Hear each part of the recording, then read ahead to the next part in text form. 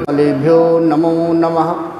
सिद्धिबुद्धिसहिताय श्रीमन्महा गणाधिपतये नमः।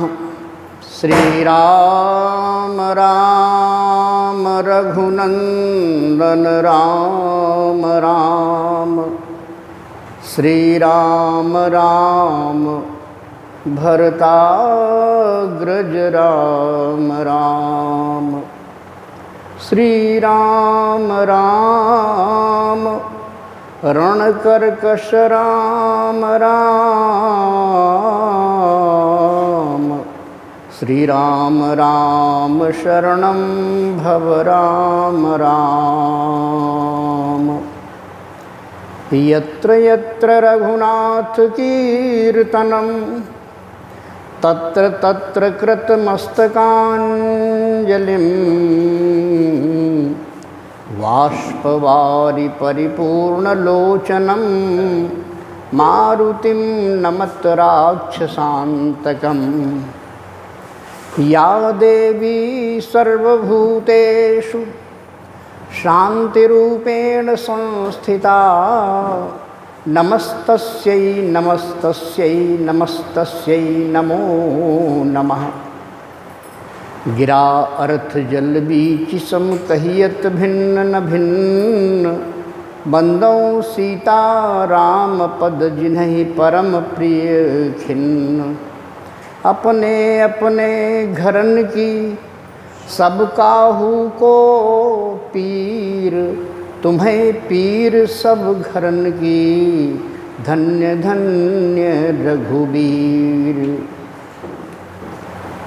श्री राम जय राम जय जय राम। श्री राम जय राम जय जय राम।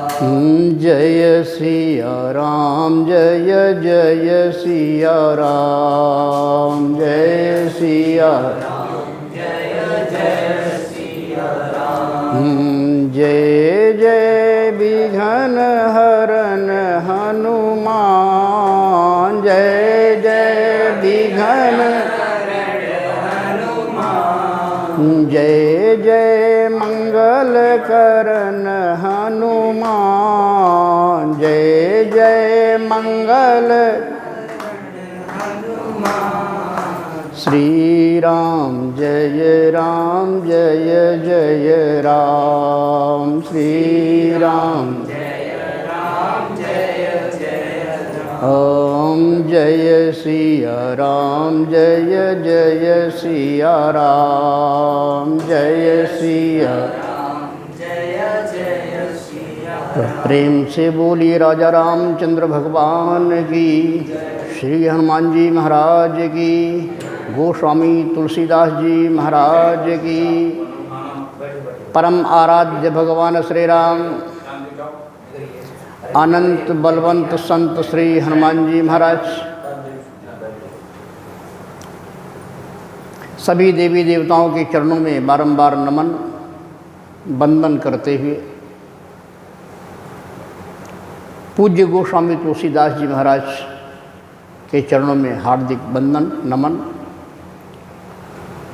मेरे समक्ष विराजमान जहाँ पर ये सत्संग और कथा का हरिचर्चा का कार्यक्रम हो रहा है, ऐसे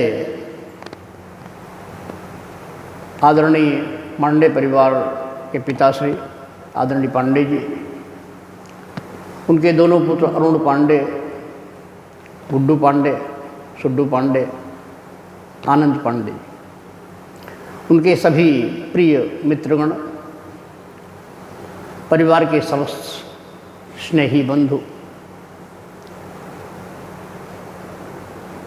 श्री राम कथा प्रेमी, राम प्रेमी और राष्ट्र प्रेमी बंधुओं, माताओं, बहनों,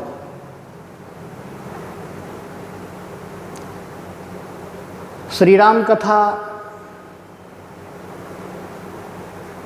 जीवन से व्यथा का निदान करती है। शास्त्र कहते हैं कम सुखम थापयति इति कथा। हमारे जीवन में जब भी दुख के क्षण आवे तो हम अपने को कथा से जोड़ लें, निवृत्ति मिलती है, शांति मिलती है। ये कथा का एक नियम है, भगवान के नाम का नियम है। इसीलिए हमारे संत महात्मा, विद्वान और ग्रंथ भगवान से भगवत चिंतन का संदेश देते हैं, श्री राम नाम या इष्ट नाम जपने का संकेत देते हैं। मैं आप सभी का हार्दिक धन्यवाद करता हुआ आपका ध्यान आकृष्ट करना चाहूँगा। कल जो लोग यहाँ विराजमान रहे, श्रवण करते रहे,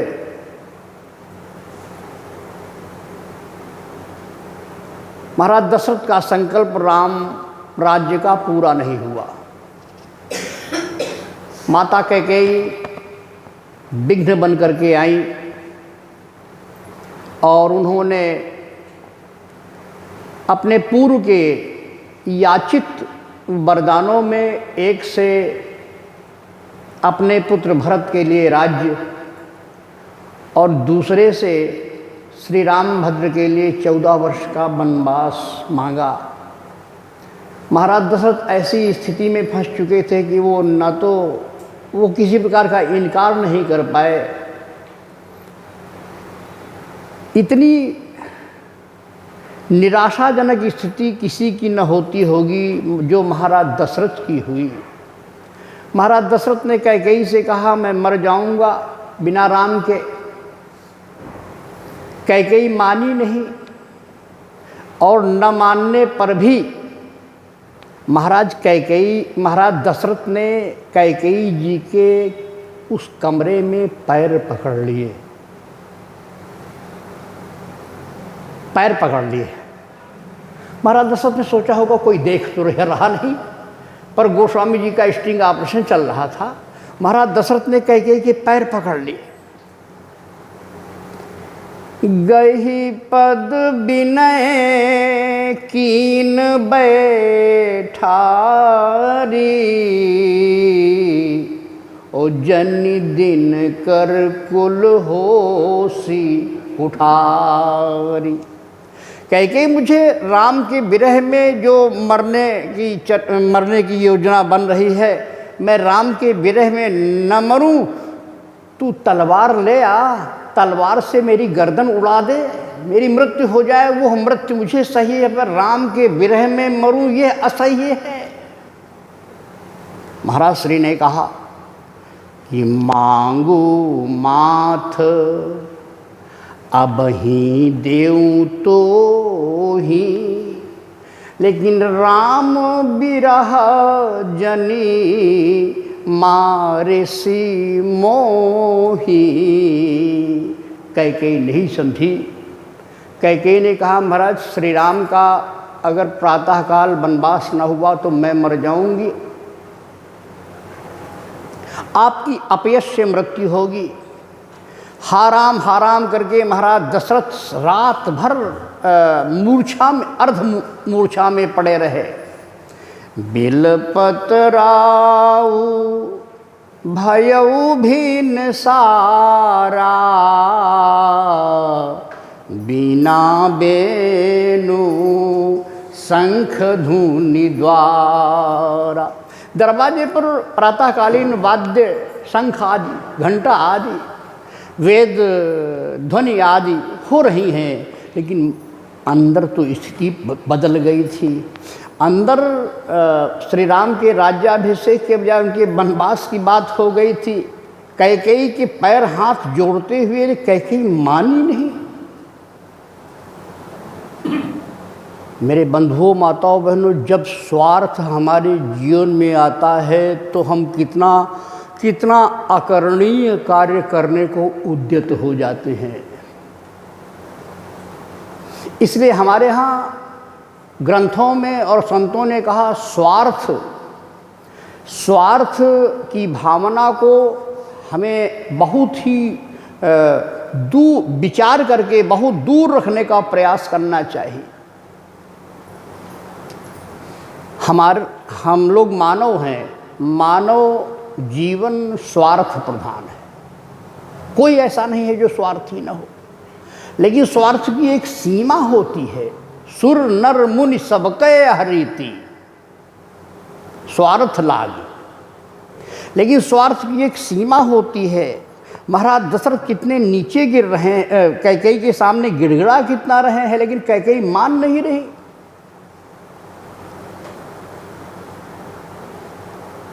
गोस्वामी जी महाराज हठ को रेखांकित करना चाहते हैं। बात अपनी करनी चाहिए, लेकिन हठ की इतनी सीमा तक नहीं जाना चाहिए जितना कैकेयी जी जा रही हैं। इसीलिए हमारे शास्त्रों में तीन हठों का वर्णन आया है। एक हठ है बाल हठ, दूसरा हठ है राज हठ, और तीसरा हृदय है नारी हठ, त्रिया हठ। कैकेयी मान नहीं रही। मैं आपका ध्यान थोड़ा पौराणिक कथा की तरफ ले चलता हूँ। एक राजा थे, बड़े प्रजावत्सल हैं, संत सेवी हैं। उनको संत की सेवा किया। संत ने आशीर्वाद दे दिया कि राजन, मैं तुम्हें आशीर्वाद देता हूँ कि तुम जिस पशु और पक्षी की भाषा सुनोगे उसे जान लोगे। महाराज जी ने हाथ जोड़ा, महाराज आपकी कृपा। संत ने कहा पशु पक्षी की भाषा तो जान लोगे, लेकिन अगर उस बात को किसी दूसरे को बताओगे तो तत्काल तुम्हारी मृत्यु हो जाएगी। यानी वरदान भी दिया, अभिशाप भी साथ में दिया। एक दिन वही राजा अपनी रानी के साथ उद्यान में टहलने के लिए निकले थे। एक गौरैया पक्षी का नर मादा का जोड़ा आपस में चुहचुहा रहा था। महाराज जी को तो मालूम ही था पशु पक्षियों की बात, तो महाराज जी उनकी गौरैया का जो नर मादा का जोड़ा था उसकी बात सुन करके महाराज जी हंस पड़े। उनकी रानी ने कहा महाराज हंसे क्यों? कहा ये गौरैया का नर मादा जो है बातचीत कर रहा था, तो इनकी बातचीत सुन करके मैं हंस पड़ा। रानी ने कहा महाराज कौन सी बात कर रहे थे? अरे कहा बस इसको तुम क्या करोगी, बात कर रहे थे मैं हंस पड़ा। कहा नहीं महाराज बताना पड़ेगा, अब यात्रा आगे की कैंसिल, आगे नहीं टहलेंगे, अब तो वापस चलिए। रानी ने खाना पीना महल में आकर के छोड़ दिया। राजा समझाते रहे कि तुम्हारा भोजन करना आवश्यक है। कहा नहीं महाराज, हम भोजन तब तक नहीं करेंगी, पानी तब तक ग्रहण नहीं करेंगी जब तक आप नहीं बताओगे कि गौरैया का नर मादा पक्षी क्या बात कर रहा था। अच्छा, राजा अगर बताते हैं तो उनकी मौत हो जाती है। मंत्रियों से सलाह लिया तो मंत्रियों ने कहा महाराज राजा अगर ख़त्म हो जाएगा, राजा की मृत्यु हो जाएगी तो राष्ट्र अनाथ हो जाएगा, दूसरा राजा कैसे आएगा। इसलिए नीति कहती है कि आपको नहीं बताना चाहिए। तो कहा हमारी पत्नी मर जाएगी, तो कहा पत्नी मर जाने पर दूसरी पत्नी, बहुविवाह होता था ना उन राजाओं में, कहा दूसरी पत्नी काम आ सकती है। नीति कहती है आपको नहीं बताना चाहिए। रानी को बताया नहीं, रानी सूख कर कांटा हो गई। महाराज को दया आ गई, इसका विवाह करके लाए। दो बच्चे हो गए, एक लड़का भी हमारे है, इसके माध्यम से एक बेटी भी है, और ये मर रही है। तो राजा को दया आ गई। उन्होंने सोचा मरना तो ही है, सब मरते ही हैं, तो लाओ हम बता देते हैं। रानी को बताया राजा ने कि चलो हम कल बता देंगे। रानी बड़ी प्रसन्न हो गई। राजा ने कहा हम बताएंगे तो, लेकिन हम काशी में बताएंगे, क्योंकि राजा ने सुन रखा था शास्त्रों में कि काश्याम मरणान मुक्ति ही, काशी में मरने से मुक्ति होती है। इसलिए सेना मंत्री घोड़े हाथी रथ सवार हुए, रानी भी चली और काशी के लिए यात्रा किया। काशी के नज़दीक जब पहुँचे तो शाम हो गई थी। सोचा कल पहुँच जाएंगे। रावटी लगाई, तंबू लगाए, कनात लगाए, राजा बैठे। तो राजा ने अपने तंबू में बैठे हुए एक विचित्र दृश्य देखा मेरे बंधु। क्या? राजा ने देखा कि एक बकरा बकरी को मार रहा है। राजा को तो पशु पक्षियों की भाषा पता था।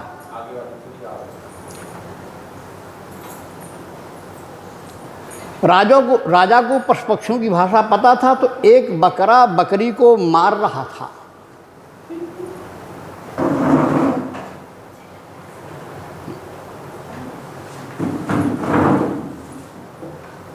बोलिए रामकृष्ण भगवान की। राजा ने देखा तो बकरा और बकरी की बात को राजा जान गए। तो बकरा बकरी को मार रहा था। मूर्ख बकरी, मैं कह रहा हूँ कि तुझे हरी हरी घास ला करके दे दूँगा, गट्ठर भर खा लेना। लेकिन बकरी कह रही थी, मार खाते हुए बकरी कह रही थी, नहीं नहीं, मैं तो वही दूब खाऊंगी जो कुएं में लंबी लंबी लटकी हुई है। बकरा कह रहा था, मैं मर जाऊंगा अगर उस दूब को लेने गया। कुएं में जो लंबी लंबी दूब लटकी रहती है पुराने कुएं, तो मैं उस दूब को लेने गया तो बकरा कह रहा था मैं मर जाऊंगा। बकरी कह रही थी, आप मरो चाहे जिंदा रहो, लेकिन दूब खाऊंगी तो वही खाऊंगी। तो बकरा बकरी को मारने लगा और बकरा बकरी से कहने लगा, मूर्ख बकरी, मैं कहता हूँ वहाँ जाकर मर जाऊंगा, तुझे हरी हरी घास ला दूंगा। अब तू मान रही है, तूने मुझे राजा अश्वपति समझ रखा है क्या, जो पत्नी के कहने से मैं अपनी सारी बात बता दूं तुझे। और ये राजा अश्वपति जिनकी चर्चा मैं कर रहा हूँ, इन राजा का नाम था अश्वपति। अश्वपति ये बैठे सुन रहे थे। अश्वपति को ज्ञान उपजा कि देखो, मैं अपनी पत्नी को जो नहीं बताना चाहिए तो मौत लेने जा रहा हूँ, और ये बकरा मुझसे ज़्यादा समझदार है, कहता है कि मैं कोई राजा अश्वपति हूँ, मार रहा है। राजा ने मंत्रियों से आज्ञा दे दिया कि अब काशी नहीं जाएंगे, नहीं बताएंगे, और रानी को वापस ले आए। अंततः वो रानी मर गई, इतनी हठी थी। अब और थोड़ा स्पष्ट जान लीजिए, ये राजा अश्वपति थे। अश्वपति कैकेयी के पिता थे। महाराज कैकेयी के पिता का नाम अश्वपति। अश्वपति की दो संतानें, एक लड़की बेटी जिसका नाम कैकेयी, और एक बेटा जिसका नाम युधाजित। अंततः कैकेयी की माँ मर गई। इतनी हठी माँ की संतान से आप क्या आशा करते हो? जिसकी माँ इतनी हठी हो, उसकी संतान से आप क्या आशा करते हो? अच्छाई की। इसलिए कैकेयी के पैर पकड़ा, हाथ जोड़ा, गही पद विनय कीन्ह बैठारी, और जन दिन कर कुल होसी कुठारी। ये नारी हट है, बाल हट। आप सबके यहाँ बालक है। बालक हट पड़ गया, आंचल पकड़ लिया, माँ खिलौना। माँ ने हाथी घोड़ा तरह तरह के खिलौने दिए, लेकिन बालक हट पड़ गया कि मैया मैं तो चंद्र खिलौना लई हूँ। चंद्रमा को श्याम सुंदर ने देखा, माँ यशोदा से कहा कि हम ये वाले नहीं लेंगे, हाथी घोड़ा बस कार। अरे कहा बेटा वो बहुत दूर है। बालक ने कहा कि जई हो लोटी धरनी पर अबही, तेरी गोद न आई हो मैया मैं तो चंद्र खिलौना लई हो। बहुत बड़ा पद है। सुरभि को पैबान न करी हो, बेनी सिर न गुही हो। अंततः माँ की युक्ति से बालक शांत हुआ। माँ यशोदा ने आंगन में थाली में पानी भर करके रख दिया, तो पानी भर कर रख दिया तो चंद्रमा उसी पानी में आ गया, उसकी परछाई आ गई। कहा बेटा, और रो रहे थे, छिनक रहे थे, चिल्ला रहे थे। कहा बेटा बेटा देखो ये देखो ये तुम्हारे लिए चंद्रमा हम ले आई। बाद में भगवान श्याम सुंदर शांत भी हो गए। बालहट, राजहट, राजहट भी आपने देखा ही 2 साल पहले। 11 बजे रात को भारत का राजा बोला, मेरे भाइयों और बहनों, आज रात 12 बजे से 1000 की नोट बंद। राजहट है, इसलिए हट की एक सीमा होनी चाहिए।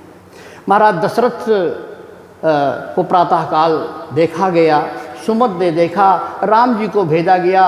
राम जी ने सहर्ष आज्ञा स्वीकार किया वन को, और कैकेयी जी ने उन्हें वन के लिए तैयार कर दिया। इस स्थल से आगे बढ़ेंगे तभी हम भरत तीर्थ छू पाएंगे। और बहुत ही शीघ्र बलकल वस्त्र देकर कैकेयी ने विदा कर दिया श्री राम को, और श्री राम के साथ उनकी सहधर्मिणी सीता भी विदा हुई। ये नारी धर्म है। हमारे यहाँ शास्त्रों में नारी धर्म बताया गया है, आर्ते आर्त्रा भविष्यामि सुख दुखानुगामिना। विवाह के समय वचन दिलाए जाते हैं, दुख में सुख में मैं साथ रहूंगी, दुख में सुख में मैं साथ रहूंगा। आज से मेरा हृदय तुम्हारा हृदय हुआ, आज से तुम्हारा, लड़की कहती है आज से मेरा हृदय तुम्हारा हृदय हुआ। इस प्रकार के वचन वहाँ दिए जाते हैं। वो जिसका विवाह होता है, कन्या कहती है यदि तुम मुझे धर्म में, कर्म में, पूजा में, हवन में साथ रखो तो मैं तुम्हारे वाम भाग में आऊँ। वर वचन देता है। ये पुराने लोग जानते हैं, तो शॉर्टकट में विवाह होता है, सब कुछ नहीं होता। जो पुराने लोग हैं वो सब जानते हैं। आज इस दुख की अवस्था में लगा कि 14 वर्ष का वनवास, तपस्वी वेश, सांसारिक रूप से लगा कि श्री राम तो बिल्कुल जमीन पर आ गए, अयोध्या का राज्य मिलते मिलते चला गया। बलराम जी को कोई विषाद नहीं है, कोई विषाद नहीं है। पितु आयसु भूषण बसन, तात तजे रघुबीर, विस्मय हरस न हृदय कछु, पहिरे बलकल चीर। बिना किसी विषाद के अपनी माँ को समझाते हुए भगवती सीता को भी समझाया, लेकिन सीता भी साथ में गई। श्री राम भद्र के साथ लक्ष्मण भी गए। इस प्रसंग को मैं बहुत संक्षेपण के साथ ले चल रहा हूँ।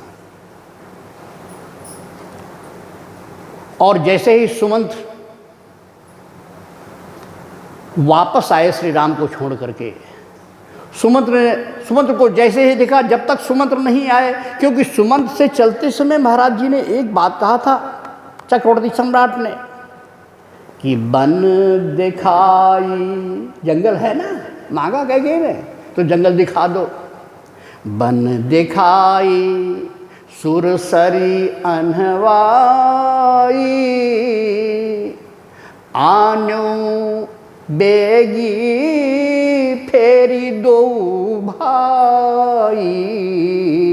जंगल तक चले जाना, गंगा इसी नाते नहा लेना और वहीं से लौट आना, बात कही कि पूरी हो जाएगी। पर श्री राम के सत्य को महाराज श्री जानते हैं, श्री राम के धैर्य को महाराज श्री जानते हैं। सुमंत जी ने कहा जो आज्ञा, और कहा तो सुमंत से महाराज दशरथ ने कहा, मंत्री प्रवर, बोले जी महाराज। कहा लेकिन जब जंगल से वापस होने के क्षण आएंगे तो मेरा राम लौटेगा नहीं, मेरा राम लौटेगा नहीं। फिर महाराज कहा, जो नहीं फिरही धीर दो भाई, सत्य संध दृढ़ व्रत रघुराई। जब राम न लौटे तो सीता के पास जाकर के मेरी तरफ से, मैं ससुर हूँ लेकिन मेरी तरफ से उनके चरणों में प्रणाम कर देना, हाथ जोड़ देना। फिर ये प्रभु मिथिलेश किशोरी, तो तुम विनय करो कर जोरी, हाथ जोड़ करके मेरी तरफ से कह देना। सुमंत वापस आ गए, श्री राम नहीं लौटे, सीता नहीं लौटी। और जब सुमंत जी वापस आए तो बड़े अंधेरे आए। जैसे ही राजा ने सुना, सुमंत ने बताया कि राम चले गए, और जैसे ही सुना राम चले गए तो महाराज दशरथ के प्राण चले गए। राम राम कही, राम कही, राम राम कही राम। और तनु परिहरि रघुपति बिरहा, राव गयो सुरधाम। महाराज श्री का निधन हो गया। श्री राम वन यात्रा में चले गए, महाराज दशरथ का निधन हो गया। उधर इस अयोध्या में जो ये कुतर्क की चाल चल रही थी, ये घटनाएं हो रही थी। तब आज तो बड़ा युग, विज्ञान बहुत प्रगति पर है, सारी घटनाएं आप लाइव देख लीजिए, हमारा प्रवचन आप लाइव देख लीजिए। तब ऐसा युग नहीं था, लेकिन जो संस्कारित लोग थे उनको लाइव लगता था। आपने अनुभव किया होगा कि आप बहुत दूर पर आप कहीं चले गए हैं यात्रा पर, तीर्थ यात्रा पर, अथवा सर्विस में आप चले गए हैं आंध्र प्रदेश या तमिलनाडु में आपकी सर्विस लगी हुई है। और कभी कदाचित ऐसा भी होता है, चाहे माताएं हों चाहे आप लोग हों, कभी कभी ऐसा लगता है कि आप लेटे रहते हैं, आपका चित्त व्याकुल हो जाता है और आप अपने मित्र से कहते हो, यार हमारा चित्त आज व्याकुल है, लगता है हमारे परिवार में कोई घटना घट गई है। और बाद में सुनाई वही पड़ता है कि घटना कोई अघटित घट गई है। और यही भरत जी बहुत दूर रह रहे हैं, कश्मीर में रह रहे हैं। तो अनरथ अवध अरंभ्यु जब ते, अनरथ अवध अरंभ्यु जब ते, और कुश गुण हो ही भरत कहूँ तब ते। तब ते भरत, जब से अयोध्या में ये रात में कृत्य हुआ तब से जो है भरत का मन आकुल है, भरत का मन व्याकुल है। आगे भी आ जाओ, एक देवी बैठ जाओ। भरत जी क्या कर रहे हैं? रात में जो ये कैकेयी और भरत का कैकेयी और श्री दशरथ का संवाद चल रहा है, राम वनगमन जो प्रातःकाल हो गया, तो अनरथ अवध अरंभ्यु जब ते, कुसुगुन हूँ ही भरत कहूँ तब ते। देखई राति भयानक सपना, और जागी करही कटुकोटि कल्पना। बड़ा व्याकुल है मन। तो सुबह हुआ, या कुछ न कुछ जरूर अटित घट गया है, तो क्या किया जाए? तो सावन का महीना जैसे अब होता है ना, तो सावन के महीने में हम लोग जो है भगवान शिव का, रुद्र का अभिषेक करते हैं। तो इस आपत्ति को दूर करने के लिए श्री भरत जी ने रुद्राभिषेक शुरू कर दिया। शिव अभिषेक करहि विधि नाना, और विप्र जेवाई दे दिन दाना। श्री वशिष्ठ जी ने महाराज दशरथ के मरण के पश्चात उनके शरीर को सुरक्षित रखा। वरदान के अनुसार जब तक राजा नहीं आ जाता है तब तक उसके शरीर को संरक्षित किया जाता है। भरत को बुलाया गया। वशिष्ठ जी ने कहा कि यहाँ की चर्चा न स्पष्ट करना कि राम वनगमन हो गया है, दशरथ महाराज श्री का मरण हो गया है। केवल भरत के पास तुम लोग जाना, दूतों से कहा कि वहाँ कुछ बताना नहीं, केवल बता देना गुरु जी ने बुलाया है। गुरुदेव वशिष्ठ ने कहा कि यतना कहेऊ भरत सन जाई, और गुरु बोलाई पठये दो भाई। भरत शत्रुघ्न दोनों चले, बहुत तीव्र गामी अश्वों पर यात्रा करते हुए अयोध्या आए। अयोध्या की स्थिति बड़ी म्लान है। एक एक इस राम वनगमन के इस प्रकरण में भरत के प्रति और कैकेयी के प्रति अयोध्या के लोगों की दृष्टि बदल गई। भरत को देखा तो न कोई जयराम करता है, न कोई प्रणाम करता है, न कोई कहता है राजकुमार कैसे रहे। भरत कुशल पूछ न सकहीं। भरत ने देखा अयोध्या बदल गई, प्रकृति बदली हुई है। भरत जब अयोध्या के पास आए तो गांव के बाहर देखा कि गधे चिल्ला रहे हैं, और जब अयोध्या नगर के अंदर आए तो देखा सियार हुक्की हुआ कर रहे हैं। अरे सियार तो सदैव बाहर चिल्लाते हैं, गधे गांव में रहते हैं तो गांव में धोबी लोग रखते थे ना, तो गांव में गधों को होना चाहिए। लेकिन आज ये स्थिति बदल रही, प्रकृति बदल रही है। क्या कहा खर सियार बोलहि प्रतिकूला, और सुनि सुनि होई भरत मन शूला। जैसे तैसे अयोध्या के अपने उस महल के समक्ष आए।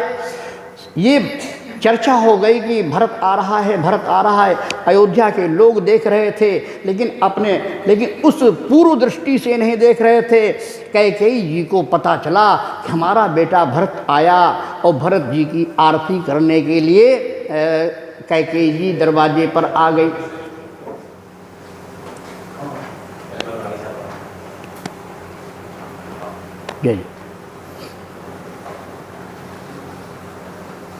आइए इधर आ जाइए।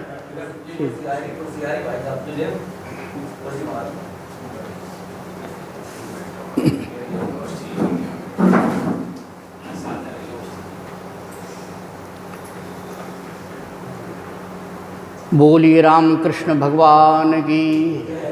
महानुभाव, आपके समक्ष मैं निवेदन कर रहा था, अयोध्या का जनमानस भरत के प्रति और कैकेयी के प्रति पूर्व जैसा विचार नहीं रख रहा है। उसके विचार बदल गए, वैचारिक परिवर्तन आ गया। वो दृष्टि कैकेयी और भरत के प्रति अयोध्या के लोगों को नहीं रह गई। दृष्टि तो थी, मैं थोड़ा सा शब्द गलत बोल गया। अयोध्या के लोगों की दृष्टि तो थी कैकेयी के ऊपर, भरत के ऊपर, लेकिन दृष्टिकोण बदल गया। मेरे बंधुओं, दृष्टि अलग होती है और दृष्टिकोण अलग होता है। क्षमा करना, आप सभी जानते हैं, कोई नई बात नहीं कर रहा हूँ। जिस विषय वस्तु पर मेरी अपनी दृष्टि है, आपकी अपनी भी दृष्टि है, लेकिन जो दृष्टिकोण मेरा है, दावा नहीं किया जा सकता कि वही दृष्टिकोण आपका है। दृष्टिकोण बदल गया। आज समाज में दृष्टि में सामंजस्य की आवश्यकता है। और आज हमारे मन में, आज हमारी आँखों का दृष्टिकोण, आज हमारा वैचारिक दृष्टिकोण बदला हुआ है। विचार करने की आवश्यकता। श्री भरत जी की आरती करने के लिए कैकेयी आई। कैकेयी आरती से आकर के आई, लेकिन आरती बुझ गई। किसी ने तुलसीदास से पूछा कि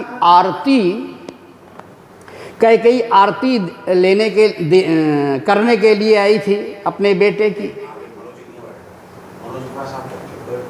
आइए इधर चलिए।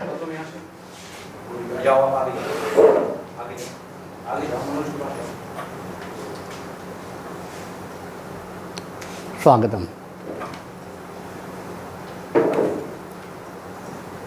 भरत ने देखा कि भरत दुखित परिवारु निहारा, ओ मानहु तुहीन बनज बन मारा। परिवार दुखी है। किसी ने गोस्वामी से पूछा कि परिवार दुखी है तो सुखी भी कोई है? कहा हाँ, उस परिवार में एक सुखी भी है। कौन? कहा कैकेयी। हर्षित, हर्षित माने सुखी है, प्रसन्न है। कैकेयी हर्षित यही भांति, और मनहु मुदित दवलाई किराती। कैकेयी प्रसन्न है। गोस्वामी जी से पूछा कैसे प्रसन्न है? जब दो दो बेटे परिवार के चले गए, एक बहू चली गई जंगल, स्वयं पति मर गया, तो ऐसे में कैकेयी हर्षित आप लिख रहे हो? बोले हाँ। तो कहा कैसे? तो रूपक आप देखिए। कहा मनहु मुदित दवलाई किराती। मानो जंगल में रहने वाली किरातिन ने उस जंगल में आग लगा दिया हो और हंस रही हो कि आग लग गई, आग लग गई। एक पति पत्नी से बोलचाल बंद हो गया था, 6 महीने कोई बोलचाल नहीं हुआ, तो झोपड़ी थी, दरवाजे छप्पर लगा हुआ था। तो उस देवी ने क्या किया कि शाम के समय आग लगा दिया। घर में आग लगा दिया तो घर धू धू कर जलने लगा। अब मोहल्ले के लोग दौड़े, बाल्टी लेकर के, घगरा लेकर के, पात्र लेकर के, दौड़े घड़ा लेकर के, बुझाओ बुझाओ। पति भी दौड़ा। अब पत्नी अंदर का काम, पत्नी से पति कह रहा था कि वो उस बक्से में पहले पानी डाल देना, उस बक्से में पहले पानी डाल देना। हाँ हाँ हाँ हाँ मैं डाल दूंगी। लोग पानी, तो खैर कुछ देर बाद आग बुझ गई, लेकिन सब कुछ जल गया था। ऊपर के कच्चा घर था तो काठ की धनिया थी, जल गई थी, छप्पर जल गया। बड़ा प्रातःकाल लोगों ने सांत्वना देने के लिए घर के लोग, पड़ोस के लोग आए। बिटिया बहुत बुरा हो गया, तुम्हारा घर जल गया। तो उस औरत ने जानते हो क्या कहा? उसने कहा आगी लागी घर, ये अवधि में सुना रहा हूँ। आगी लागी घर उजरीगा बहु सुख की। तो पड़ोसी महिलाओं ने कहा आग लाग घर जरिया, सुख क्या हुआ तुमको? तो उसने कहा आग लागी घर जरिगा बहु सुख कीन, और पिय के हाथ धैलना भरी भरी लीन।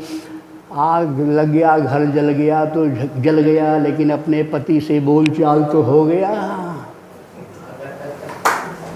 आज गोस्वामी वही रूपक दे रहे हैं कि कैकेयी हर्षित यही भांति, और मनहु मुदित दवलाई किराती।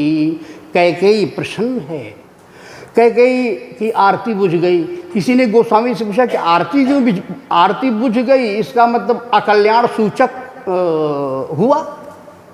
तो गोस्वामी कहना चाहते हैं अकल्याण सूचक है ये, आरती होने नहीं चाहिए थी।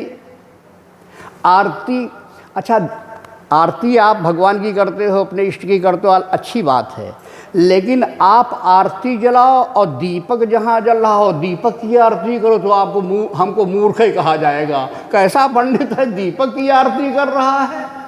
ये भरत क्या है? भरत की आरती करने जो कही गई जा रही है, ये बहुत बड़ी मूर्खता करनी जा रही है।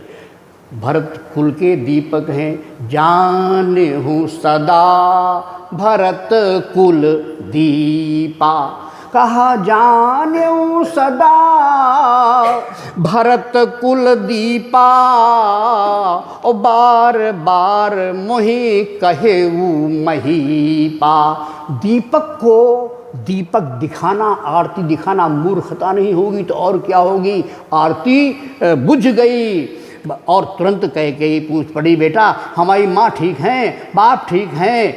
भरत जी ने कहा हाँ वो दोनों ठीक हैं, पर बताओ कि यहाँ सब ठीक है? तो कैकेयी बड़ी सांसारिक बात कहती है जो हमारे आपके जीवन में है।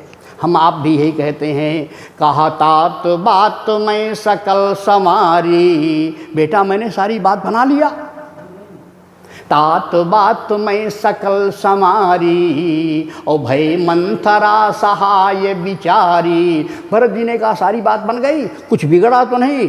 तो कैकेयी जी अपने स्वार्थ में आकर के कहती हैं कि बेटा सारी बात बन गई, थोड़ा बिगड़ा। कछुक काज विधि बीच बिगाड़्यो। बड़ी विडंबना है मानव जीवन की, जो कुछ बनता है हम बनाते हैं। कैकेयी कह रही ना, यही हमारी आपकी जीवन की वृत्ति है मेरे बंधु माताओं बहनों, कि जो कुछ बनाते हैं वो हम बनाते हैं। और जब हमारे घर में कैंसर हो गया, जब हमारी बीवी मर गई, जब हमारा बच्चा मर गया, तो हम लोग रोते हैं, कहा ब्रह्मा को अच्छा नहीं लगा, ये सुख ब्रह्मा को अच्छा नहीं लगा। कैकेयी भी यही कह रही है कि तात बात मैं सकल समारी, ओ भय मंथरा सहाय बिचारी। बोले कछुक काज विधि बीच बिगाड़्यो। ब्रह्मा ने बिगाड़ दिया, एक बात। दूसरे शब्द को मैं आपके समक्ष ये भी इंगित करना चाहता हूँ कि कैकेयी स्वार्थांध इतना हो चुकी है कि जीवन के बहुत बड़े कार्य को, जीवन के बड़े महत्वपूर्ण बिंदु को कैकेयी थोड़ा कह रही है। ये विडंबना नहीं तो और क्या है मेरे बंधुओं माताओं बहनों। पति पत्नी के लिए सर्वस्व होता है। पति ही धर्मः, पति ही कर्मः, पति ही परमं तपः। एक ही धर्म एक व्रत नेमा, और काय वचन मन पति पद प्रेमा। हमारे यहाँ नारियों का एक ऐसे धर्म बताया गया। इस आधार पे हम अगर कैकेयी को इस स्थान पे देख रहे हैं मेरे बंधुओं, निवेदन आपके समक्ष में करना चाह रहा हूँ कि जीवन का सर्वस्व पति होता है, जीवन का सर्वस्व पति होता है। लेकिन कैकेयी जी कह रही हैं कि थोड़ा बिगड़ा। वैसे महाराज दशरथ मर गए, पति मर गया तो सब कुछ समाप्त हो गया, लेकिन उसे वो थोड़ी कमी कहते हैं। कछुक काज विधि बीच बिगाड़्यो, और भूपति सुरपति पुर पगुधार्यो। राजा के मरण को सुन करके श्री भरत जी महाराज पृथ्वी पर गिर पड़ते हैं। पिता कह करके गिर पड़ते हैं। कुछ उन्हें संज्ञान आता है तो कहते हैं मेरे पिता समाप्त हो गए, लेकिन मुझ अभागे पिताहीन के पिता स्वरूप मेरे बड़े भाई श्री राम कहाँ हैं। तब कैकेयी को बताना पड़ता है कि वो तो जंगल चले गए। बस दो घटनाएं हुई, श्री राम का वनगमन और पिता का मरण। श्री भरत जी तुरंत खड़े हो गए और खड़े हो करके कैकेयी से कहते हैं, जो हंसी सो हंसी मुँह मसलाई, आँख ऊट ऊट बैठे जाई, जैसी भी आँख में कालिख लगा ले, अपना तू मुँह काला कर ले, मेरे सामने से हट जा। हमारा देश नहीं, विश्व जो है, भारत ही नहीं वरन विश्व में माता का स्थान पहले है। हम धर्म से संप्रदाय की दृष्टि से हम हिंदू हो सकते हैं, मुसलमान हो सकते हैं, पारसी जैन हो सकते हैं, लेकिन हर धर्म में माँ का स्थान प्रथम है। लेकिन ऐसी माँ को भी अपशब्द कहने में श्री भरत जैसा त्यागी संत अपशब्द कह रहा है। यही नहीं, यद्यपि जन्म कुमातुते मैं 60 सदा सदोष, आपुन जान न त्यागी हैं मोहि रघुबीर। अपनी माता को कुमाता कहते हैं, जबकि हमारे यहाँ पुत्र कुपुत्र हो सकता है, लेकिन माता कुमाता नहीं होती। बैठे हैं दोनों विद्वान सामने, ये लोग कहा करते हैं कि विधेर ज्ञानेन द्रविण विरहेणा लसतया विधेया शक्यत्वात् तव चरणयोर्याच्युतिर्भूत् तदेतच्छन्तव्यं जननी सकलोद्धारिणी शिवे। कुपुत्रो जायेत क्वचिदपि कुमाता न भवति।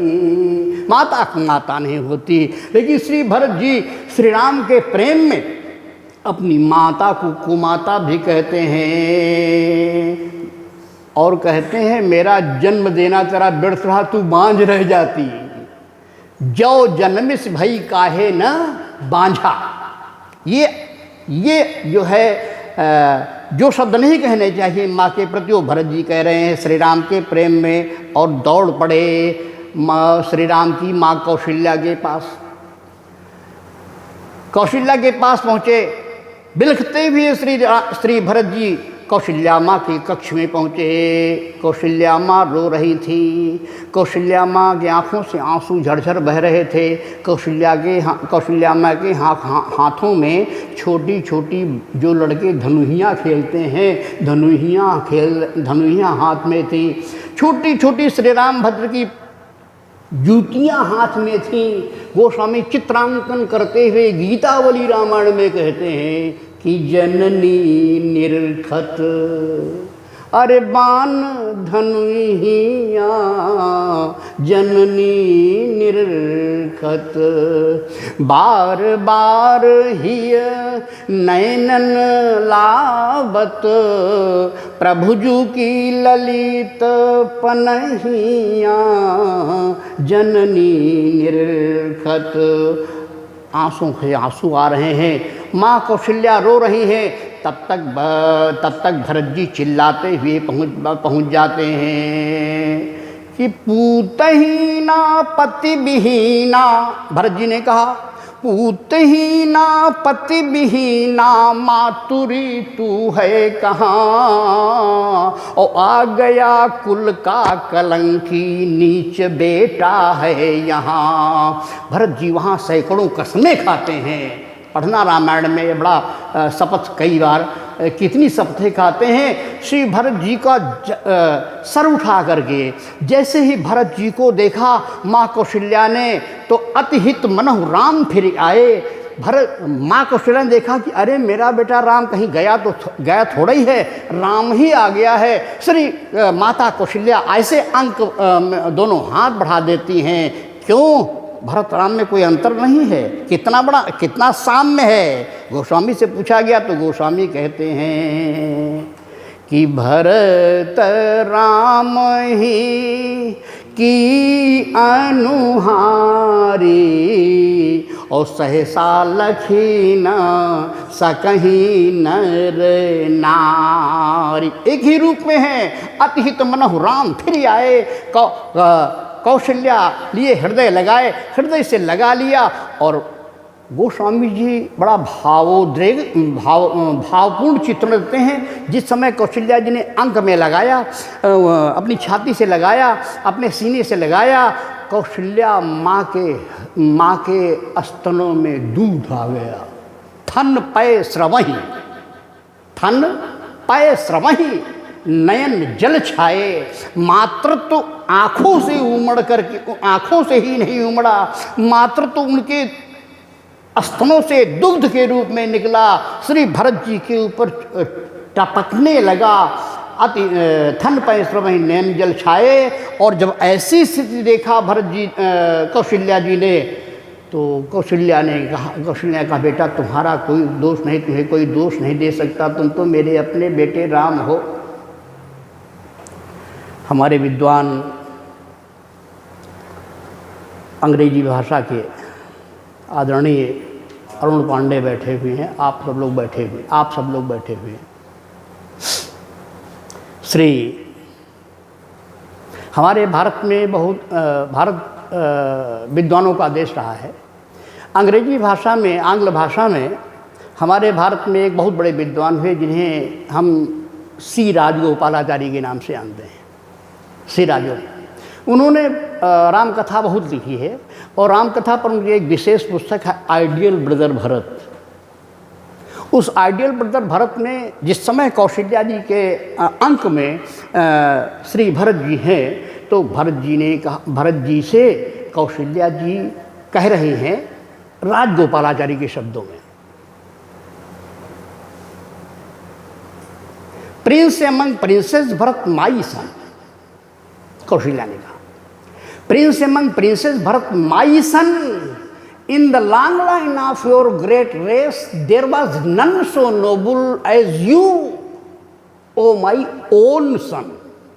भरत को कैकेयी का नहीं, ओ माई ओन सन, अपना पुत्र बता रही हैं। दोनों को भरत को अंक में लगा लिया। वशिष्ठ जी ने सुना। श्री महाराज दशरथ की अंत्येष्टि हुई, अंतिम क्रिया हुई। अंतिम क्रिया करने के पश्चात अयोध्या की प्रथम सभा होने जा रही है।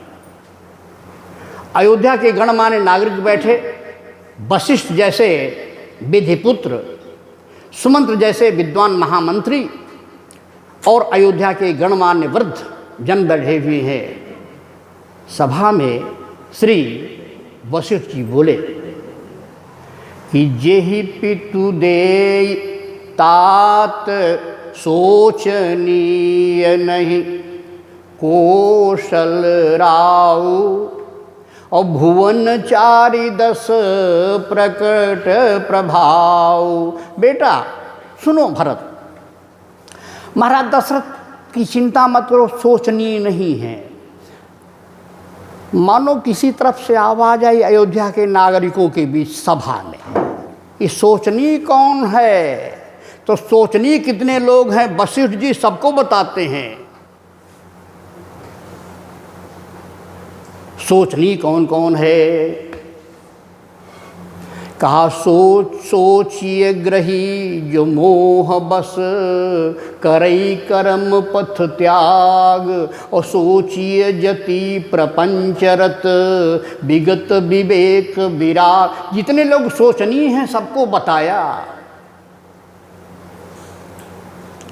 सोचिए विप्र जो वेद विहीना, तजिन चारों वर्णों को बताया है। सोचिए विप्र जो वेद विहीना, तजिन निज धर्म विषय लैलीना। चारों धर्मों को, चारों वर्णों को बताया। पता महाराज दशरथ सोचनीय नहीं है। बेटा तुमको राज्य दे गए हैं और सिद्धांत यह है कि जे ही पितु देई सो पावई टीका। जिसे राजा राज्य देता है वही राज्य का अधिकारी होता है। इसलिए बेटा अब तुम राजा बनो। सभा शांत है। कौशल्या बोली, बेटा गुरुजी ठीक कह रहे हैं। कौशल्या का था कि एक तो चला गया बेटा, बहू चली गई, दूसरा बेटा लक्ष्मण चला गया। अब ये जो है वहाँ हमसे कसम खा रहा था और कहीं ये चला गया तो अयोध्या का क्या होगा। इसलिए कौशल्या का सबसे बड़ा त्याग। कहा बेटा गुरुजी ठीक कह रहे हैं। कौशल्या धरि धीरज कहाई, अपूत पथ्य गुरु आयसु आहाई। कहा बेटा गुरुजी पथ्य ठीक दे रहे हैं। पथ्य माने जानते हो आप लोग, जो पुराने वैद्य होते थे तो दवाई के बाद पथ्य देते थे। ये दवाई शहद में मिला करके गर्म पानी से खिचड़ी खाना, इसको पथ्य कहते थे। कौशल्या जी ने कहा पूत पथ्य गुरुजी पथ्य ठीक दे रहे हैं। पथ्य श्री भरत जी की तरफ जनता देख रही है।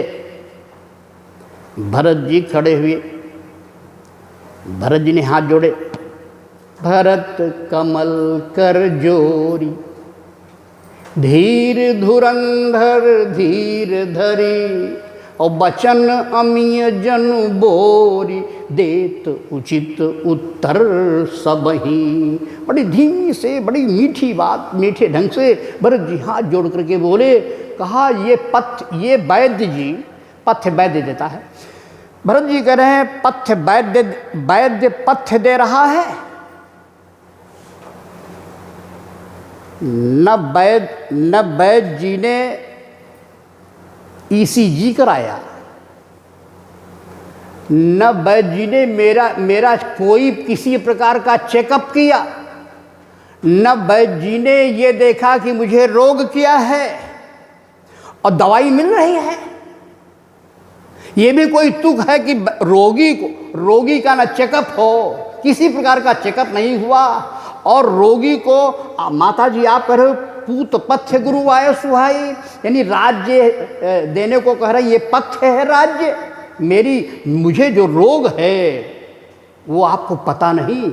कौशल्या ने पीठ पर हाथ धर के कहा, बेटा क्या तुम्हें रोग है क्या? कहा हाँ माँ मुझे रोग है। पहले रोग नहीं जाना गया। कौशल्या क्या तुम आपसे कहा, बेटा तुम कौन सा रोग है? कहा माँ मुझे भूख नहीं लगती। रोग, भरत का रोग क्या? कहा माँ मुझे भूख नहीं लग रही, मेरी छाती में जलन होती है और रात में नींद नहीं आती। ये मेरा रोग है, मेरी छाती में जलन होती है, मुझे भूख नहीं लगती और मुझे रात में नींद नहीं आती। भरत जी अपना रोग बता रहे हैं, क्या है? कहा यही दुख दाह दहाई नीत छाती, और भूख न बासर नींद न राती। रोग है कि मुझे नींद नहीं आ रही, रोग है कि मुझे मेरी छाती में पीड़ा है, मर्मांतक जलन है और मुझे भूख नहीं लग रही। और ये पथ्य गुरु जी ये दे रहे हैं। बेटा तो अगर ये है तो इसकी दवा होनी चाहिए। मामा के यहाँ थे, कोई दवा वहाँ हुई? कहा वहीं से तो रोग प्रारंभ हुआ, यहाँ आकर के बढ़ गया। तो कहा दवा चलो डॉक्टर के पास ले चलें, एम्स ले चलें, बहुत बड़े स्पेशलिस्ट पास ले चलें।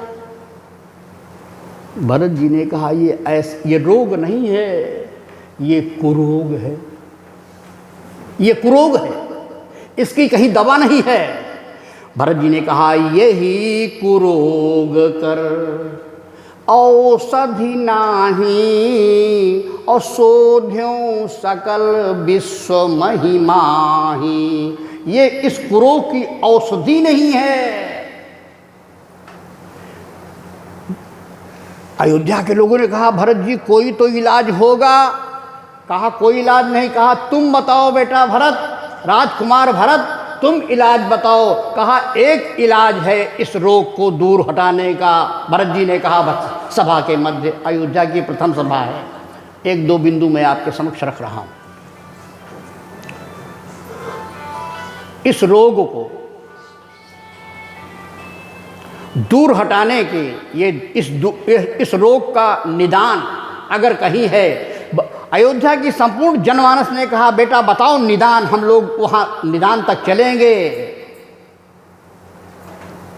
भरत जी ने कहा मेरी भूख, मेरी नींद, मेरी छाती की जलन ये सब समाप्त हो जाएगी। बोले कहाँ?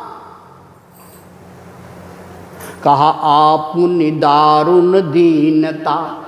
भरत जी ने कहा सबई कहूँ सिरुनाई, और देखे बिन रघुनाथ पद जिय के जरनी न जाई। ये मेरे दिल की जलन, छाती की जलन रघुनाथ के दर्शन के बिना ये शांत नहीं होने वाली है। देखे बिन रघुनाथ पद जी गए जल न जाए। अयोध्या की प्रजा जो भरत के प्रति अन्यान्य भाव बना चुकी थी, जय हो करके आवाज आई, जय हो करके आवाज आई। वशिष्ठ जी ने कहा, बेटा राजा समाप्त हो गए हैं, राज्य ले लो, राज्य ले लो। भरत जी ने कहा, गुरुदेव एक प्रश्न करूं? कहा, देखो तुम्हारे पिता ने तुमको राज्य दिया, तुम्हारी माँ ने मांगा, इसलिए राज्य तुमको लेना चाहिए, नहीं राजा बिना राज्य हो जाएगा। भरत जी ने कहा, आदरणीय महानुभाव, एक प्रश्न मैं पुनः कर रहा हूं आपके समक्ष। लोगों ने कहा, हाँ करी भरत जी पूछिए। भरत जी का प्रश्न है, आदरणीय गुरु जी, महामंत्री सुमंत जी, मैं भरत एक प्रश्न कर रहा हूं, ये राज्य मुझे दिया जा रहा है? बोले हाँ। पिता ने हाँ कहा, माँ ने मांगा। भरत जी ने कहा, प्रश्न कर रहा हूं कि हमारी माँ ने कैसे वरदान मांगे? तो अयोध्या के किसी ने व्यक्ति ने कहा, पहले कैकेयी ने भरत के लिए टीका मांगा। पहला वरदान आप ध्यान है ना, पहला वरदान क्या है भरत के लिए? टीका। सुनहु प्राण प्रिय भावत जी का, ओ देहु एक बर भरत ही टीका। पहला वरदान भरत का टीका। और दूसरा वरदान, कहा मांगऊँ दूसर वर कर जोरी, ओ पुरवहु नाथ मनोरथ मोरी, ओ तापस वेश विशेष उदासी, 14 वरिस राम बन भासी। पहला वरदान भरत की राजगद्दी और दूसरा वरदान श्री राम का वनवास। भरत जी ने कहा, आदरणीय अयोध्या की संभ्रांत प्रजा और आदरणीय गुरुजी, मैं आपके समक्ष प्रश्न करना चाहता हूं कि जब मेरे लिए राजगद्दी पहले मांगी गई, तो पहले मुझे राजगद्दी क्यों नहीं दी गई? पहला वरदान था, पहले मुझे राजा बनाया जाता, मुझे पहले राजा क्यों नहीं बनाया गया? सिद्धांततः मैं जब राजा बनता तो उसके बाद राम का वनवास होना चाहिए था। इस नियम का पालन क्यों नहीं किया गया? वशिष्ठ जैसे ज्ञानी मौन हो गए, उत्तर नहीं दे पाए। श्रीमान जी, गोस्वामी को लिखना पड़ा। क्यों बाबा? भरत जी ने जब ये प्रश्न किया था तो क्या वशिष्ठ उत्तर दे पाए? कहा, वशिष्ठ चुप रह गए। कैसे? तो गोस्वामी कहते हैं कि भरत महा महिमा जल राशि, और मुनिमति ठाढ़ी तीर अबलासी, गा चाह पार जतन हिय हेरा, और पावत नावन बोहित बेरा। भरत महा महिमा जल राशि, मुनिमति ठाढ़ी, वशिष्ठ की मति ठाढ़ी, तीर अबलासी। मौन रह गए। माताओं की तरफ से एक आवाज आ गई, बेटा फिर भी राजा के विहीन राज्य कैसे होगा?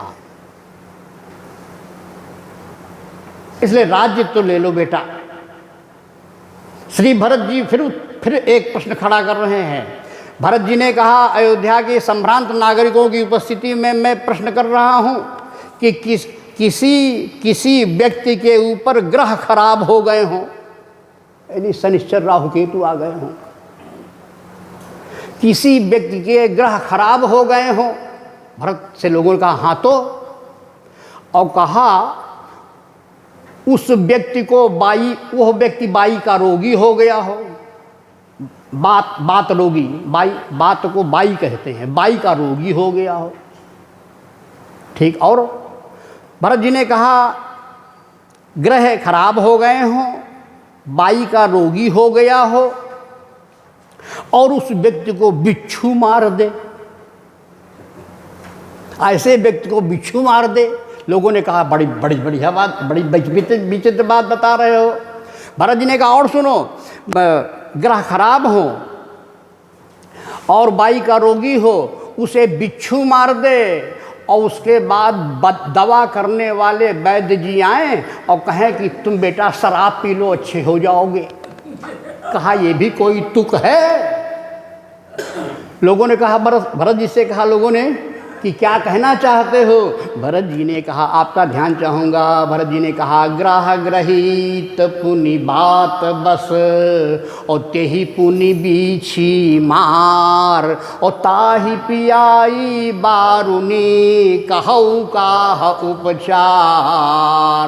ग्रह ग्रहित, ये ग्रह क्या है? कहा अवध 7.5 तब बोली, ये ग्रह है। बात क्या है? कहा नगर व्यापी गई बात सुती छी, ये बात है। और बिच्छू मारना क्या है? कहा छुअत चढ़ी जनु सब तन बीछी, ये शराब क्या है? कहा ये राजमद है। कहा ये राजमद मुझे पिलाया जा रहा है। और सुनो, बहुत हठात आप लोग मेरे ऊपर प्रेशर बना रहे हो राज्य का। मैं एक बात आप सबको बता दे रहा हूं। एक पक्ष ने कहा भरत जी बताइए क्या कहना चाहते हैं। भरत जी ने कहा एक बात मैं बिल्कुल साफ से बता दे रहा हूं। लोगों ने कहा बताइए। भरत जी ने कहा देखो, अयोध्या का राज्य जिसने मांगा वो विधवा हो गई। मेरे लिए राज्य मांगा जिसने, वो विधवा हो गई। और जिसने दिया वो मर गया। और एक बात और सुन लो, जिसने अनुमोदन किया कि भरत प्राण प्रिय पाहुए राजू, वो जंगल चला गया। समझ लेना, सोच समझ लेना कि राज्य जिसने मांगा वो लीन विधोपन अपजस आपू राज्य, और जिसने दिया वो मर गया। जिसने अनुमोदन किया श्री राम ने वो जंगल चला गया। मैं आप सबको एक वार्निंग दे रहा हूँ। ये राज्य जबरदस्ती बलात् अगर मुझे दिया गया ना, तो आप लोग जो बैठे हो बैठे नहीं रहोगे। लोगों ने पूछा कि क्या होगा? तो भरत जी ने कहा कि मोही राजी हठी दे हऊ जब ही, तो ये रसातल जाई तब ही। ये अन्याय, ये अत्याचार, अगर जबरदस्ती राज्य दिया गया तो पृथ्वी रसातल को चली जाएगी। न मैं बचूंगा न आप लोग बचोगे। एक तरफ से आवाज आई तो भरत जी आप ही बताओ क्या किया जाए। तो भरत जी अंतिम बात कह रहे हैं कि मेरा तो एक निर्णय है। बोलो बोलो भरत जी। कहा एक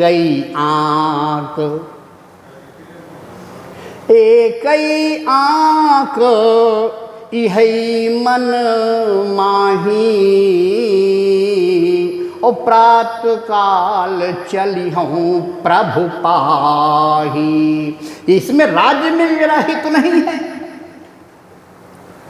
पितु सुरपुरुष ये राम बन करन कहो मोहिराज, यही ते जानो मोर हित कै आपन बड़काज। इससे मेरा हित आप लोग करना चाहते हो कि अपने हित की साधना करना चाहते हो? जहां भाई का हित भाई छीन रहा हो, लंका जैसे लंकेश रावण जहां विभीषण जैसे भाई का हित छीन रहा हो, मम पूर्वस तपसी सन प्रीति। जहां हिरण्यकश्यप जैसा बाप बेटे प्रहलाद का हित छीन रहा हो कि भगवान मैं हूं, वो नहीं है, विष्णु नहीं है। भरत जी ने कहा जहां मेरी जैसी मां बेटे का हित छीन रही हो, यही जानो मोर हित। इससे मेरा हित आप जानते हो? कै आपन बड़काच, अपना कार्य जानते हो? इसी क्रम में आपके समक्ष निवेदन कर रहा हूँ। कैकेयी का चरित्र दो तरह से है। लोक पक्ष में कैकेयी निंदनीय है। ये कैकेयी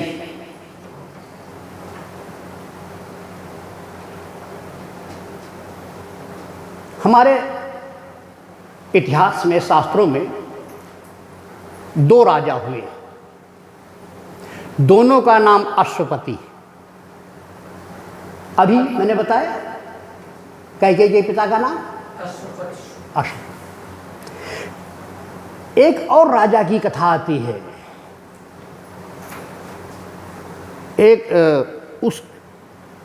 एक और बेटी की कथा आती है। उस बेटी के पिता का नाम भी अश्वपति था।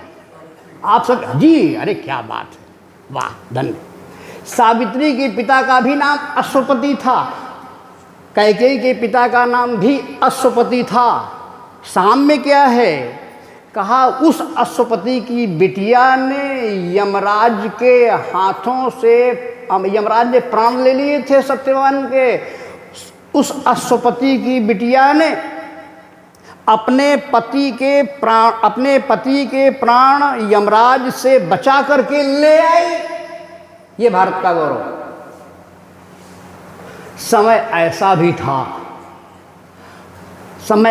भी था कि इस अश्वपति की बिटिया कैकेयी भी देवासुर संग्राम में जब रथ की धुरी टूट गई, कीली निकल गई, तो इस अश्वपति की बिटिया ने भी अपनी उंगली लगा करके उस स्थान पर अपने पति के प्राण बचा करके ले आई।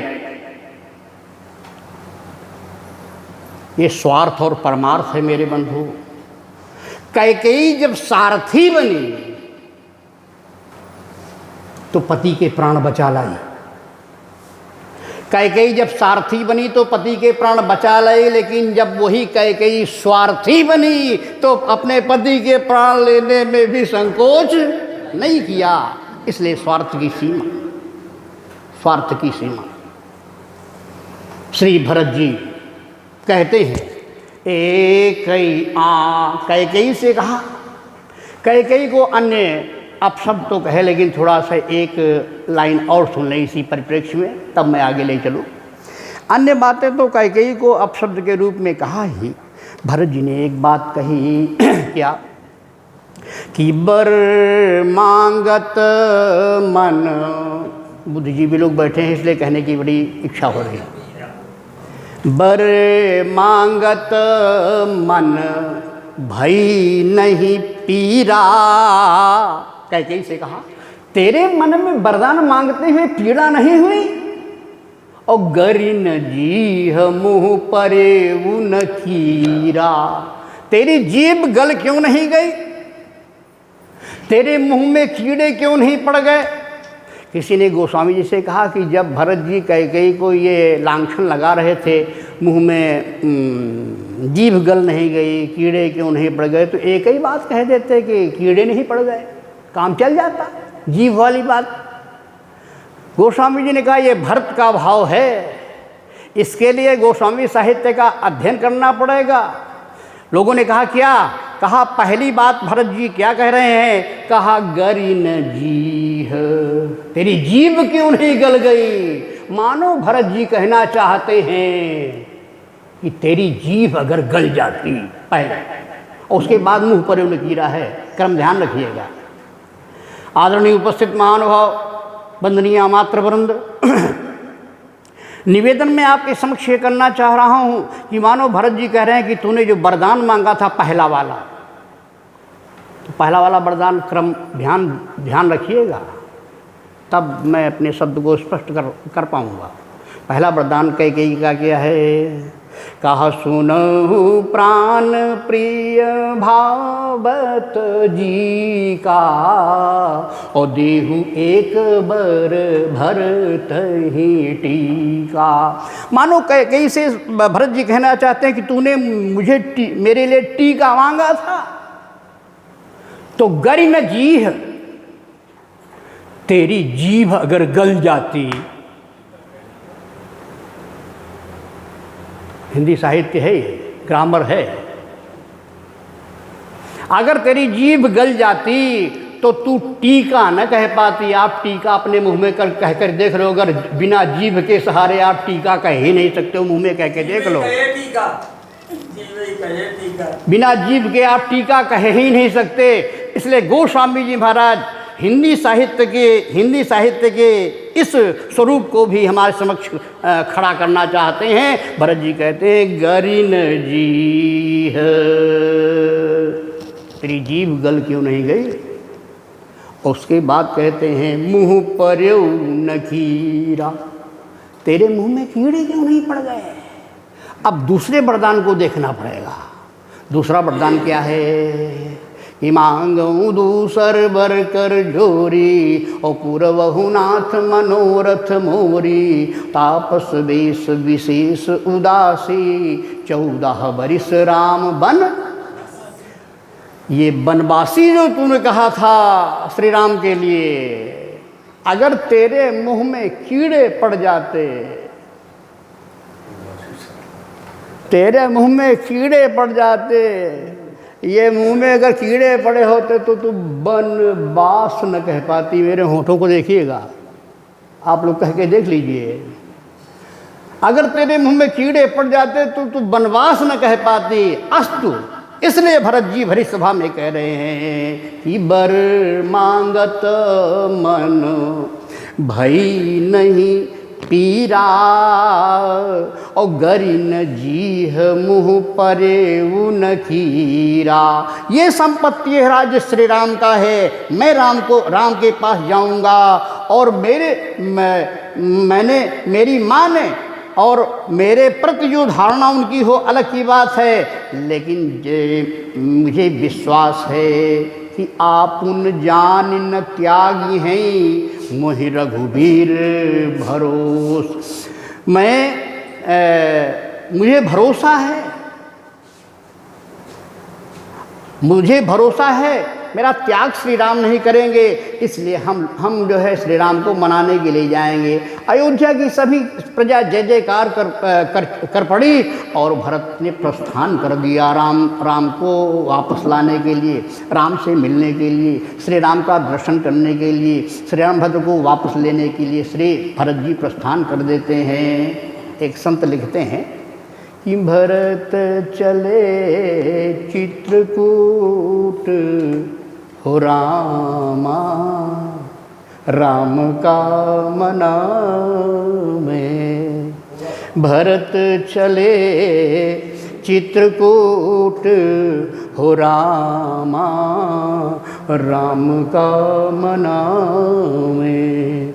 वहाँ राम रजनी अवसेखा, जागे सीय सपन अस देखा, राम का मना में। भरत चले चित्रकूट हो रामा, राम का मना में। गीत ज़्यादा नहीं गाऊंगा, बस एक ही काफ़ी है। भरत जी चले जा रहे हैं। कैसे जा रहे हैं? पैदल जा रहे हैं। चलत पयादे खात फल, ये त्याग है। ये हमारे राष्ट्र का गौरव है। कोई ऐसा राष्ट्र नहीं है जहाँ पर बड़े भाई ने छोटे भाई को कहा हो भरत प्राण प्रिय पावहि राजू, और जहाँ छोटा भाई कह रहा है संपत्ति सब रघुपति के आही। ये आदर्श हमारे भारत का रहा है। आज छोटी छोटी बात पर हम भाई लड़ रहे हैं। निहित स्वार्थ में अंधे होकर के हम अपने भ्रातृ शब्द को जो है कलंकित कर रहे हैं। भरत चरित्र सुन रहे हैं लेकिन उसका पालन करने के लिए तैयार नहीं है। गोस्वामी कहते हैं भरत चरित्र भले आप अपने जीवन में भरत का चित्र, राम का चरित्र न उतार पाओ, लेकिन ये राम कथा मनुष्य बनाने की कथा है। ये राम की कथा मानवतावादी कथा है। हमारे अंदर मानवीय मूल्यों का सृजन हो, हम आदमी बन जाएं। हम मिश्रा जी वाजपेयी और सिंह साहब और इंजीनियर साहब, डॉक्टर साहब तो खूब बन लिए, लेकिन क्या आदमी बन पाए?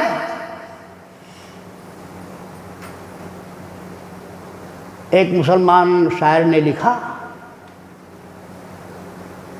शेख साहब फरिश्ता हैं तो हुआ करें। शेर में लिखा, शेख साहब फरिश्ता हैं तो हुआ करें, आदमी बनना बड़ा दुश्वार है। ये आदमी बनने की कला श्री राम कथा सिखाती है। हम आदमी बने, हमारे अंदर मानवीय मूल्यों का सृजन हो। नेता बनो, अभिनेता बनो, तुम पंडित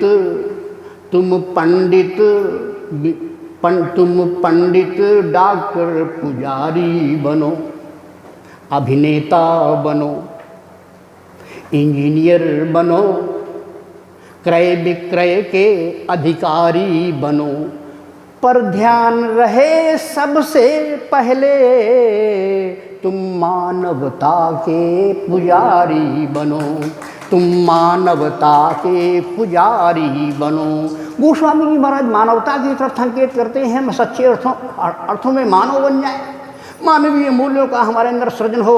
श्री भरत जी जा रहे हैं, चलत पया दे खात फल, पिता दीन तजिराज, और जात मनावन रघुबरहि, भरत सरिस को आज।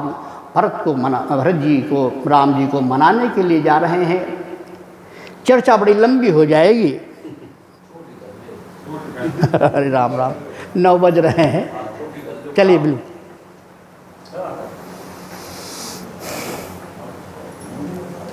बोलिए रामकृष्ण भगवान की। बहुत भरतचरित सागर है, रामचरितमानस सागर है। बालकांड में बैठे हैं दोनों विद्वान हमारे सामने। बालकांड में गोस्वामी तुलसीदास जी ने रामचरितमानस में तालाब का रूपक बनाया। पुरैन सघन चारु चौपाई, छंद सोरठा सुंदर दोहा, सोई बहुरंग कमल कुल सोहा, यानी तालाब का रूपक बनाया। तो हमारे एक विद्वान रायबरेली के हुए, तो उन्होंने कहा देखो गोस्वामी जी ने तालाब बनाया रामचरितमानस को, अलग की बात है, लेकिन मेरा तो अपना अभिप्राय, मेरा अपना एक दृष्टिकोण है। लोगों ने कहा क्या, तो उन्होंने कहा रामचरितमानस तालाब नहीं है। बोले फिर क्या है? तो उन्होंने कहा रामचरितमानस एक सागर है, समुद्र है। भाई तालाब की सीमा है और सागर निस्सीम होता है। तो कवि का एक भाव है, मैं इस समय कहना अभीष्ट समझ रहा हूँ। निवेदन में कर रहा था मेरे बंधु, विद्वान ने लिखा कि रामचरितमानस तालाब नहीं, रामचरितमानस सागर है। तो तार्किक ने तर्क किया कि सागर कैसे हो सकता है, यहाँ तो पन्ने हैं, और हिंद महासागर प्रशांत महासागर वहाँ तो जल है, यहाँ तो पन्ने हैं, इसमें इसको सागर कैसे कह रहे हो? तो विद्वान का चिंतन सुनिए। विद्वान ने कहा दोनों में साम्यता है, थोड़ा अंतर है। वो सागर हिंद महासागर प्रशांत महासागर, ये रामचरितमानस सागर है। कहा कैसे? तो विद्वान ने कहा यहाँ 9 रस हैं। साहित्य के वात्सल्य शांत से लेकर बीभत्स वीर रस तक, रौद्र रस तक, यहाँ 9 रस हैं रामचरितमानस में। उन्होंने कहा यहाँ 9 रस हैं, और उस सागर में यहाँ 9 रस हैं, और रस एक वहाँ, खारई तो है केवल वो, यहाँ 9 रस हैं, और रस एक वहाँ, और यहाँ बानी है संत की पानी वहाँ, यहाँ बानी है संत की पानी वहाँ। और कहा मल धोया करो, हिंद महासागर में मल धोया करो तन का कितना, लेकिन मन का मल तो धुलता है यहाँ। मल धोया करो तन का कितना वहाँ, लेकिन मन का मल तो धुलता है यहाँ। इस रामचरित्र के सागर से विधि सागर की समता है कहाँ। अंतर क्या है? कवि ने कहा कि वहाँ डूबता जो, वहाँ डूबता जो मर जाता वहाँ, और यहाँ डूबता जो तर जाता यहाँ। वहाँ डूबता जो मर जाता वहाँ, और यहाँ डूबता जो तर जाता यहाँ। भरत का चरित्र भी सागर है। मैं निवेदन कर रहा था, भरत का चरित्र सागर है। जा रहे हैं, पैदल जा रहे हैं, और जब नेता पैदल चलेगा तो सारी प्रजा पैदल चलेगी। एक जगह गुह निषाद से मुलाकात हुई। गुह निषाद ने सोचा राम सेना सहित आ रहे हैं तो हमारे प्रभु पर चढ़ाई करने जा रहे हैं। तो मन में आ गया गुह निषाद के मन में आ गया, सन्मुख लोह भरत सन लेऊं, और जियत न सुर सरी उतरन देऊं। मैं लड़ूंगा। किसी ने पूछा निषाद से, किस आधार पे लड़ोगे? कहा हमारे पास अस्त्र हैं और सबसे बड़ा आधार मेरे पास है। निषाद से लोगों ने कहा क्या? कहा सुमिरी राम पद पंकज पनहि। निषाद ने कहा मुझे राम की पनही का आसरा, मुझे राम की पनही का आसरा है। वैसे लड़ाई नहीं हो पाई, थोड़ा विशाल चित्त हो गया। और श्री भरत जी को भी अगर राम के पास जाने का कोई आसरा है। किसी ने भरत से पूछा आपको मुख्य आसरा राम के ऊपर क्या है? कहा राम की पनही का आसरा है। ये कौन सी? कहा मोरे शरण राम की पनही, और राम सुस्वामी दोष सब जनही। देखो इस भ्रांति में न पड़ना। गोस्वामी तुलसीदास ने श्री राम के पैरों में पहनने के लिए कहीं कहीं पदत्राण लिखा है, कहीं कहीं खड़ाऊँ लिखा है, और कहीं कहीं पनही लिखा है। पनही तो मैं चौपाई बता दे रहा हूँ। पनही आज श्री राम की पनही और पनही से लड़ाई होने की नौबत आ गई थी गंगा के किनारे। लेकिन बूढ़ एक कहा सगुन बिचारी, और भरत ही मिले न हुई हे रारी। निषाद से मित्रता हुई। निषाद ने कहा भैया भरत, तुम्हारे जैसा विशाल और विराट हृदय मैंने नहीं देखा। लोगों ने निषाद से पूछा क्यों? अभी तो प्रभु का हृदय देखा। अरे कहा प्रभु का हृदय श्री भरत के त्यागमयी हृदय के समक्ष कितने गुना नीचे है मैं जानता हूँ। भरत सबसे बड़े हैं। भरत के मुख से निकलता है, admirable soul your greatness is more. Rajagopalachari, admirable soul your greatness is more than 1000 Ramas. Nishad कह रहा है देन 1000 रामास, यानी एक भरत एक पलड़े में बैठा दिए जाए। आज निषाद कह रहा है, और 1000 राम एक पलड़े में बैठा दिए जाएं तो भरत का पल्ला भारी हो जाएगा। इसलिए admirable soul your greatness is more than 1000 Ramas believe me prince. मित्रता होती है, ले जाता है भरत को ले जाता है। इस रात में यहाँ पर श्री सीताराम निवास किए थे। सिंसुपा के वृक्ष के नीचे श्री भरत जी को ले जाता है। राम देखा सिंसुपा के वृक्ष के नीचे। बोलिए श्री राम भद्र सरकार। टाइम न गवाइए, 5 मिनट 5-10 मिनट ले लीजिए। मैं किसी तरफ अपने प्रसंग को लगा दूं। मैं सोच रहा हूँ कहाँ से किस जगह किनारे लगाऊं, बीच में फंसा हुआ हूँ। महानुभाव, माताओं बहनों, निषाद राजगुह भरत को ले गया सिंसुपा के वृक्ष के नीचे, जिस वृक्ष की छाया में श्री सीता और राम ने विश्राम किया था। जहाँ विश्राम किया था भरत जी लौट गए और लौट करके उस बालू को, गंगा के किनारे बालू ज़्यादा होती है, बालू को उठाया और बालू को उठा करके ऐसे ऐसे जैसे पानी उलीचा जाता था, उस बालू को उठा करके अपने जटाओं में डाल, अपने बालों में डाल रहे हैं, अपनी आँखों में बार बार लगा रहे हैं। किसी ने कहा भरत पागल हो गया, पानी बालू बालों में डाल रहा है, आँखों में डाल रहा है। लेकिन ये दुनिया की दृष्टि थी।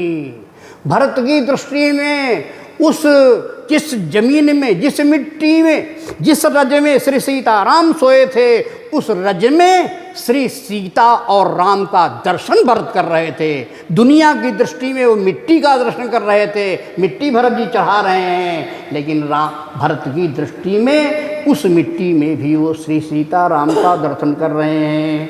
गोस्वामी लिखते हैं, ये रज सिर धरी हिय नयन नीलामही और रघुपति मिलन सरिस सुख पावही। मिट्टी में भी जो श्री सीता राम का दर्शन कर रहा है, वहाँ जब लेटे श्री सीता जी और राम जी लेटे, लक्ष्मण वीरासन में उनकी रक्षा कर रहे हैं, तो सीता जी से सब कुछ छुड़ा लिया गया था। लेकिन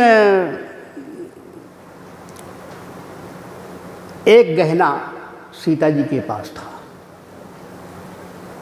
चर्चा बड़ी लंबी हो जाएगी। उसका नाम था चूड़ामणि। चूड़ामणि की विशेषता थी कि 60 भार सोना वो रोज रात में उगल देती थी। जहाँ श्री सीता और राम जानकी सोए हुए हैं, रात में सोना और चांदी नीचे गिर गया। श्री सीताराम आगे बढ़ गए। आज श्री भरत जी महाराज जब उस मिट्टी को अपने बालों में, अपनी आँखों में, अपनी छाती में लगा रहे हैं, तो उसमें उन्हें सोने चांदी के कण भी दिखाई पड़े जो उसके द्वारा प्रदत्त हुए थे। कहा कनक बिंदु द्विचारिक देखे, चूड़ामणि के द्वारा प्रदत्त वो कनक बिंदु दिखाई पड़े, तो कनक बिंदु उठा लिया, सोने के वो कण उठा लिए। लोगों ने कहा भरत भाग्यशाली है, सोना मिल गया, सोना मिल गया। ज़मीन में बालू हटाते हैं, बालू ढूंढते सोना मिल गया। लोगों की दृष्टि में सोना मिल गया, लेकिन उस सोने में भी कनक बिंदु द्विचारिक देखे और राखे शीस सीय समलेखे। उस सोने के कणों में भी श्री जानकी का दर्शन कर रहे हैं। ये दृष्टि भरत की है, तभी तो भरत की दृष्टि है सीय राममय। सीय राम मैं सब जग जानी और करऊं प्रणाम जोरी जुग पानी। जब ऐसी दृष्टि हमारे आपके जीवन में आएगी तो भरत जैसा भाव हम पाएंगे। चित्रकूट जाते हैं, बहुत चर्चाएं हैं, बहुत भाव भी हैं। भरत चित्र अगाध है और मेरा तो 9 दिन का तैयार है, लेकिन स्टार्ट करके भरत जाते हैं। अंतिम करते हुए चित्रकूट में पहुंचा रहा हूं।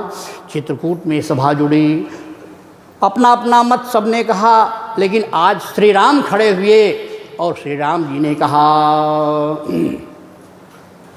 सभा में श्री राम जी बोलने जा रहे हैं और ये शब्द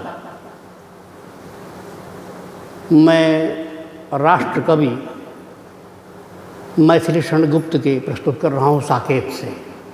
राम जी कह रहे हैं कि तब बैठी नीचे सभा उटज के आगे, नीले बितान के तले दीप बहु जागे। राम जी ने कहा, हे भरत भद्र अब कहो अभीप्सित अपना, सब सजग हो गए भंग हुआ ज्यों सपना। हे भरत जी ने कहा, हे आर्य रहा क्या भरत अभीप्सित अब भी, मिल गया अकंटक राज्य उसे जब तब भी, पाया तुमने तरुतले अरण्य बसेरा, रह गया अभीप्सित शेष तदपि क्या मेरा, तन तड़प तड़प कर तप्त तात ने त्यागा, रह गया अभीप्सित और तथापि अभागा, प्रभु ने भाई को पकड़ हृदय पर खींचा, प्रभु ने भाई को पकड़ हृदय पर खींचा, लोचन जल से सविनोद उन्हें फिर सींचा, उसके आशय की थाह मिलेगी किसको, जनकर जननी ही जान न पाई जिसको, 100 बार धन्य हो एक लाल की माई। श्री राम ने कहा, 100 बार धन्य हो एक लाल की माई, जिस जननी ने है जना भरत सा भाई, पागल सी प्रभु के साथ सभा चिल्लाई, 100 बार धन्य वो एक लाल की। हमें तो बहुत कुछ याद है, अब उसका विस्तार नहीं करेंगे। अंत में भरत के ऊपर बात रखी गई। भरत जी ने श्री राम की मर्यादा को बचाते हुए, अपनी मर्यादा बचाते हुए कहा, महाराज हमको कुछ आधार दे दिया जाए। आधार, श्री भरत जी को आधार राम जी दे रहे हैं, आधार ले लो बेटा। क्या कहा, प्रभु करे कृपा पांवरी दीन्ही, और सादर भरत शीस धरी ली। जंगल में, चित्रकूट के जंगल में आदिवासी भ्रमण कर रहे थे, मिलन तो भाई भाई का दे करके सब गदगद हो गए, लेकिन अयोध्या के कुछ अभिज्ञ जन भी थे और वहाँ वनवासी लोग थे। जब भरत जी ने उन जूतियों को, उन पादुकाओं को या उन चरण पीठों को, जो भी आप संज्ञा दे दीजिए, पैर में पहनने वाली चीज़ थी, जैसे ही सर पे रखा तो लोगों ने कहा, पागल पागल हो गया। दूसरे ने पूछा, क्यों? कहा, पैर में पहनने वाली चीज को ये सर में रख रहा। ये जूते क्या काम करते हैं? पैर में पहनने वाली चीज को ये सर पे रख रहा है। किसी ने कहा, भरत जी ये समझ में नहीं आ रहा है, पैरों में पहनने वाली चीज़ को तुम सर में क्यों रख रहे हो, वजन हो जाएगा। भरत जी ने कहा, दुनिया के लोगों, 14 वर्ष तक श्री राम की आज्ञा से मैं उठाऊंगा अयोध्या का भार। लोगों ने कहा, ठीक। कहा, अयोध्या का भार बहुत विकराल है, 14 वर्ष तक मैं अयोध्या का उठाऊंगा भार, लेकिन वो बड़ा भार, उसके लिए ये पादुकाएं हो जाएंगी आधार, हल्का हो जाएगा। लोगों ने कहा, बड़ी विचित्र बात, एक तो भार राज्य का और उसके बाद ये जूतियों का भार, ये तो प्लस हो जाएगा। भरत जी ने कहा, तुम लोग नहीं जानते हो, आपने फोटो में देखा होगा या प्राचीन काल के लोग हैं, तब पानी की बड़ी किल्लत थी। नदी और पोखरे से हमारी माताएं बहनें जल लेने जाती थी, तो एक घड़ा, दूसरा घड़ा और तीसरा घड़ा, इस तरह घड़ा लेकर के जाती थी कि एक ही बार जाना पड़े, 2 बार जाना पड़े। लेकिन उन घड़ों के नीचे एक गोल गोल उसको उड़री या बिडरी कही जाती है, बिडरी रखती थी। तो उन महिलाओं से किसी व्यक्ति ने पूछा, क्यों तुम लोग पागल हो गई हो, एक तो 3 घड़ों का भार और उसके ऊपर बिडरी एक्स्ट्रा डाल रही हो। उन महिलाओं ने कहा, तुम लोग नहीं समझते हो। लोगों ने कहा, क्या? कहा, ये है ऊपर 3 घड़ों का भार और बिडरी है इन तीनों घड़ों का आधार। इसलिए भरत जी कह रहे हैं, अयोध्या का 14 वर्ष का रहेगा भार और ये खड़ाऊँ मेरे लिए होंगी आधार। इसलिए चरण पीठ करुणा निधान के और जनु जुग जामिक प्रजा प्राण के संपुट भरत स्नेह रतन के आखर जुग जनु जीव जतन के। विशाल चर्चा है। किसी ने भरत से पूछा पीताम्बर मांग लेते, एक बाण मांग लेते, धनुष मांग लेते, आपने पनही ही क्यों मांगी? भरत जी ने कहा वैसे तो श्री राम भद्र सत्य का स्वरूप है, मैं पनही इसलिए भी मांग रहा हूं, मैंने पनही इसलिए भी मांगी है। किस लिए? भरत जी ने कहा लोग कथा सुनने आते हैं पांडाल में, और ये पनही जो है कथा सुनने वाले को ढो करके लाती है। इन पनही को लोग बाहर उतार देते हैं। आजकल तो लोग पहले खाना खा लेते हैं। पहले के ज़माने में लोग खाना खाने के पहले बढ़िया पूड़ी सब्जी दही अचार खाने के पहले पनही को बाहर उतारते हैं। लोगों ने पनही से पूछा क्यों? जीवन भर लाती रही इसको, इस पंडित को जीवन भर लाद करके ले आई, और जब अच्छा मालपुआ पूड़ी सब्जी खाने की नौबत आई तो पनही तुमको उतार दिया बाहर, तुमको चिंता नहीं हुई? त्याग दो, बड़ा अन्याय तुम्हारे साथ हुआ पनही। कथा सुन रहे लोग, पनही त्याग दिया, तुम्हारा क्या दोष? भोजन कर रहे हैं पनही, तुम लोगों तुमको बाहर उतार दिया और मालपुआ चाप रहे बाबूजी। पनही ने कहा मुझे बाहर उतारने में भी संतोष है। पनही ने कहा मुझे बाहर उतारने में मुझे जिसने त्याग दिया फिर भी मुझे संतोष है। लोगों ने कहा क्या संतोष है? तो पनही ने बड़ी मज़ेदार बात बताई। पनही ने कहा चाहे कोई राम कथा सुने, चाहे शिव पुराण सुने, चाहे कोई रसगुल्ला चापे, चाहे मालपुआ चापे, लेकिन रसगुल्ला चापने के बाद, मालपुआ चापने के बाद, कथा सुनने के बाद पनही ने कहा मुझे विश्वास है कि वो व्यक्ति मेरे पास आएगा। पनही ने कहा मुझे विश्वास है कि वो व्यक्ति लौट करके हमारे पास आएगा। भरत जी ने कहा मैंने पनही आधार लिया, कदाचित कोई घटनाएं 14 साल में व्यतिक्रम हो जाए, घटनाएं अघटित होने लगें, लेकिन मैं इसलिए भी पनही ला करके अयोध्या के सिंहासन पर विराजमान कर रहा हूँ कि पनही पहनने वाला पनही वापस लेने आएगा, इसका मुझे दृढ़ विश्वास है। आपुन जान न त्याग है मह रघुवीर भरोस। और वो दो खड़ाऊँ या पनही लोगों की दृष्टि में थी कि खड़ाऊँ हैं, पनही हैं, लेकिन एक खड़ाऊँ में राम का दर्शन कर रहे हैं, एक खड़ाऊँ में श्री जानकी का दर्शन कर रहे हैं।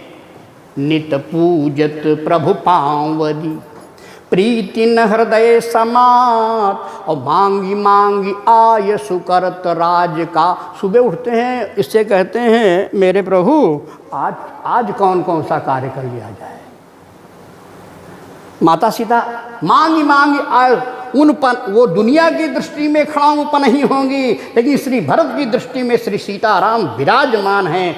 ऐसी दृष्टि, भरत जैसी सापेक्ष दृष्टि हमारे आपके जीवन में आए, हमारा भ्रातृत्व अच्छा होगा, हम समाज को दिशा देने के लिए एक आदर्श भाई बनेंगे, और जब आदर्श भाई बनेंगे तो एक नए समाज की संरचना होगी। इस नए समाज की संरचना के उद्देश्य से गोस्वामी तुलसीदास जी महाराज श्री भरत और श्री राम जी के इस भ्रातृत्व के प्रसंग को उद्धृत करते हैं। अन्य बातें और कहने की थी, लेकिन समय की मर्यादा का अतिक्रमण मैं कर रहा हूँ, मैं अधिक बोल रहा हूँ। ये भरत चरित्र सुनने का मतलब क्या होता है किसी भी चरित्र गौर गोस्वामी जी ने लिखा तो उसका सुनने का फल भी होता है। लोगों ने कहा क्या फल होगा? गोस्वामी जी ने कहा भरत चरित करिनेम। भरत का कोई अंदाजा नहीं। जिसने अवधेश को निकाला था, जिसने अवधेश को निकाला विश्व शांति हेतु, ऐसी कठोर माँ के जाए थे भरतलाल। जिसने विश्व शांति हेतु बन भेजा राघव को, ऐसी कठोर माँ के जाए थे भरतलाल। जनक वशिष्ठ जैसे ज्ञानी सुलझा न सके, ऐसी जटिल पहेली बन आए थे भरतलाल। 14 वर्ष की निराशा निशा के मध्य प्रभुपद प्रीति की पिपासा थे भरतलाल। राघव की आशा और भरत की आशा अहोरात्र अवधेश रहे, लेकिन राघव की एकमात्र आशा थे भरतलाल। राघव की एकमात्र आशा थे भरतलाल। सारा संसार राम का भजन करता है। किसी ने रामभद्र से 14 वर्ष के बाद राम राज्य होने पर पूछा, सारा संसार आपके लिए राम राम राम राम राम राम जप करता है, तो क्या आप भी जप किसी का करते हो? तो राम जी ने कहा हाँ मैं भी जप करता हूँ। लोगों ने कहा किसका जप करते हो? कहा जब माला हाथ में हो तो नज़दीक आ जाना, सुन लेना।